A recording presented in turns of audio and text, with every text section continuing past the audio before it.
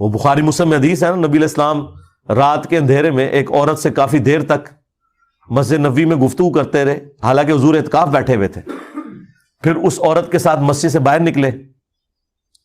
اور اس عورت کو گھر چھوڑ کر واپس آئے۔ راستے میں آپ نے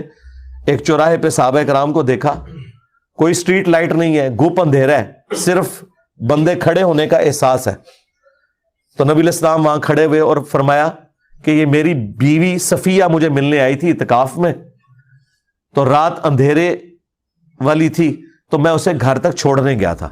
اس سے ثابت ہوا کہ اعتکاف میں آپ ضرورت کے تحت باہر نکل سکتے ہیں،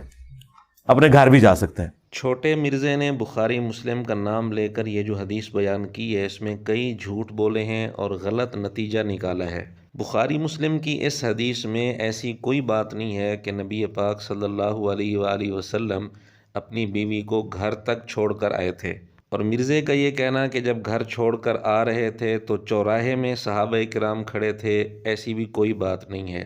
اسی طرح مرزے کا یہ کہنا کہ حضور اکرم صلی اللہ علیہ وآلہ وسلم نے فرمایا کہ رات اندھیری تھی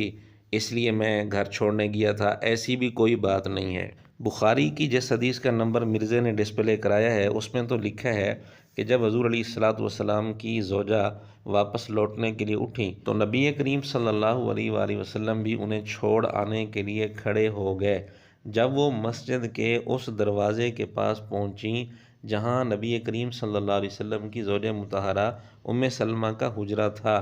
یعنی مسجد کے دروازے تک حضور علیہ الصلوۃ والسلام پہنچے تو ادھر سے دو انصاری صحابی گزرے۔ اس میں یہ بات نہیں ہے کہ گھر تک چھوڑ کر آئے تھے، اور یہ بات بھی نہیں ہے کہ جب چھوڑ کر واپس آ رہے تھے تو چوراہے میں صحابہ کرام کھڑے تھے، ایسی کوئی بات نہیں۔ یہ حدیث صحیح بخاری میں کئی جگہ موجود ہے، 2035 نمبر میں بھی یہی واقعہ موجود ہے۔ اس پر امام بخاری رحمۃ اللہ علیہ نے جو باب قائم کیا ہے وہ یہ ہے کہ کیا معتکف اپنی ضرورت کے لیے مسجد کے دروازے تک جا سکتا ہے یا نہیں، یعنی امام بخاری رحمۃ اللہ علیہ نے بھی اس سے نتیجہ یہ نکالا کہ حضور علیہ الصلوۃ والسلام مسجد کے دروازے تک گئے تھے، لیکن مرزے نے نتیجہ یہ نکالا کہ حضور علیہ الصلوۃ والسلام گھر تک چھوڑ کر آئے تھے۔ یہ لفظ نہ حدیث میں ہے، نہ امام بخاری رحمۃ اللہ علیہ نے اس سے یہ نتیجہ نکالا ہے۔ صحیح مسلم کے مشہور شارح امام نووی رحمۃ اللہ علیہ صحیح مسلم کی اسی حدیث کی شرح میں لکھتے ہیں